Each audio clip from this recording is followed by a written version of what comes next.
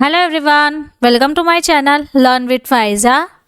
आज हम एक ऐसी हेल्थ प्रॉब्लम और इसके सोल्यूशन के बारे में बात करेंगे जिसमें आपका जो शरीर है वो थका हुआ महसूस करता है और कई बार खड़े खड़े ही बेहोश हो जाना या फिर धुंधला दिखना और चक्कर आते रहना।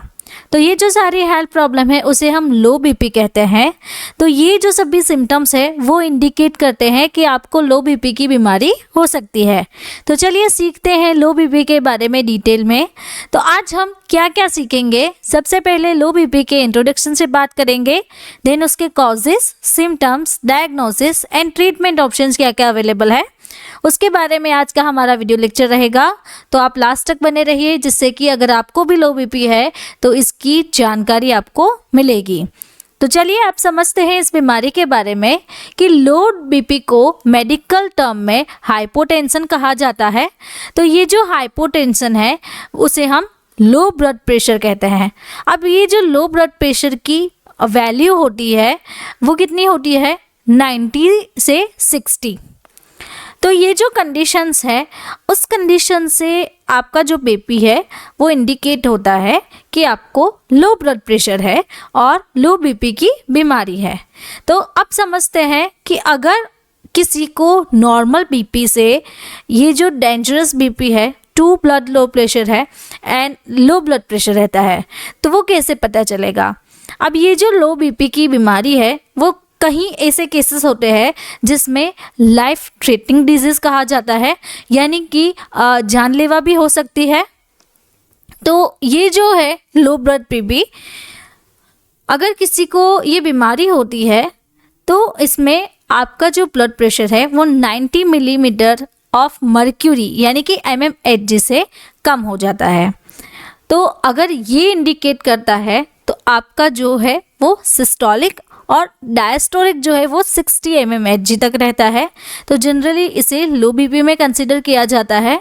तो अगर किसी का ब्लड प्रेशर नॉर्मल है तो वो 120 mmHg systolic and 80 mg diastolic. तो अगर किसी का लो ब्लड प्रेशर रहता है तो वो 90 से 60, अगर उससे भी ज़्यादा लो हो जाए तो वो 60 से 40, और अगर उससे भी कम हो जाए तो वो डेंजरस रहेगा यानी कि लाइफ थ्रेटनिंग रहेगा, कि जानलेवा भी हो सकता है, जैसे कि 50 से 33 के अराउंड आ जाए तब। तो अब हम समझे कि लो ब्लड प्रेशर में होता क्या है। तो लो बीपी तब होता है जब हमारी ब्लड वेसल्स उनके नॉर्मल डायमीटर से डायलेट मीन्स के डायमीटर में ब्रॉड हो जाती है, जिसे हम वासोडाइलेशन कहते हैं। और ऐसा होने पर blood flow and blood pressure कम हो जाता है एंड बीपी जो है वो लो हो जाता है। तो चलिए यहाँ पे समझते हैं। तो आप यहाँ पे देखिए कि यहाँ पे है नॉर्मल आर्टरी। तो नॉर्मल आर्टरी में आप यहाँ पे देखिए कि ये जो है ब्लड वेसल, उनका डायमीटर आप गौर से देखिए इस तरीके से है। अगर किसी को वासो कॉन्स्ट्रिक्शन है तो वासो कॉन्स्ट्रिक्शन में क्या होगा, तो अगर आप ध्यान से देख रहे हैं तो यहाँ पे ये जो पार्ट है, ये पार्ट, यहाँ का पार्ट थोड़ा ज़्यादा एरिया कवर करता है। अब ये जो ज़्यादा एरिया कवर करता है तो ये हो गया वासो कॉन्स्ट्रिक्शन, मतलब उसकी जो एरिया है, ये जो डायमीटर है वो कम हो गया। अब वासो डायलेशन, डायलेट मतलब ब्रॉड होना। तो ब्रॉड होने से क्या होता है, तो आप यहाँ पे देखिए ये जो डायमीटर है वो ज़्यादा हो गया, तो जिसके कारण हम कहते हैं उसे वासो डायलेशन। तो अब समझते हैं कि normal blood vessels and normal blood pressure. तो अगर नॉर्मल बीपी है किसी की तो इसका जो एंडोथेलियम है वो इस तरीके से दिखेगा एंड स्मूथ मसल जो सेल है वो इस तरीके से दिखेंगे।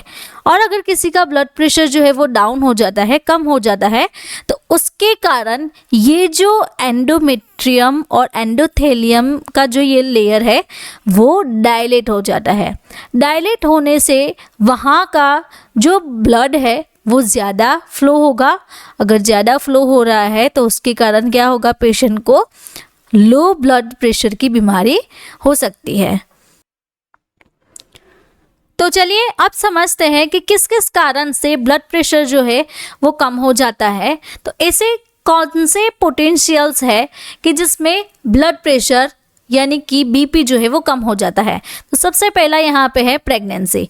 तो प्रेगनेंसी में फीमेल्स का बीपी कम हो जाता है। देन उसके बाद हार्ट प्रॉब्लम जैसे कि हार्ट फेल हो जाना, एंडोक्राइन प्रॉब्लम जैसे कि हार्मोनल इश्यूज, डिहाइड्रेशन हो जाना, blood loss, severe infection, then severe allergic reaction जैसे कि एनाफाइलैक्सिस, और उसके बाद lack of nutritions in diet. अगर आपकी डाइट प्रॉपर नहीं है तो उसके कारण भी आपका बीपी जो है वो कम हो सकता है। प्रोलॉन्ग बेड रेस्ट यानी कि आप बेड रेस्ट ज़्यादा ले रहे हैं, और सॉल्ट का जो प्रमाण है वो आप कम ले रहे हो, या फिर आपका न्यूट्रिशन पोर है, माल न्यूट्रिशन हो गया है, ब्लड वॉल्यूम कम है, हार्ट प्रॉब्लम है, और आपकी जो हार्ट रेट है वो कम हो जाती है जिसे हम ब्रेडिकार्डिया कहते हैं। तो ये जो सारे कॉजेस है उस कारण से आपको लो बीपी की बीमारी हो सकती है। अब सीखते हैं कि इसके साइन एंड सिम्टम्स क्या है, लक्षण क्या है इसके। तो इसके जो लक्षण है उसमें डिजीनेस यानी कि चक्कर आना और लाइट हेडनेस रहता है आपको। उसके बाद नोजिया, फेंटिंग, डिहाइड्रेशन रहता है, ज़्यादा थर्स्ट यानी कि आपको पानी पीने की इच्छा ज़्यादा होती है, और डिहाइड्रेशन समटाइम्स इस केसेस में आपका बीपी कम करवा सकता है। तो डिहाइड्रेशन नहीं होना है। तो डिहाइड्रेशन अगर आपको होता है तो उसके कारण आपको लो बीपी की बीमारी हो सकती है। देन उसके बाद आपका कंसंट्रेशन कम हो जाता है जिससे आपका ब्लड विजन होगा, आपकी बॉडी काम और पेल स्किन रहेगी, रैपिड, और आपकी जो हार्ट रेट और ब्रीथिंग है वो कम हो जाएगी, फटीग यानी कि थकान रहना, डिप्रेशन अटैक्स आना, अनकॉन्शियस हो जाना। तो ये जो सारे सिम्टम्स है वो आपको ध्यान में रखने हैं। आप डायग्नोसिस के बारे में सीखें कि इसका डायग्नोसिस कैसे होगा, निदान कैसे हो सकता है।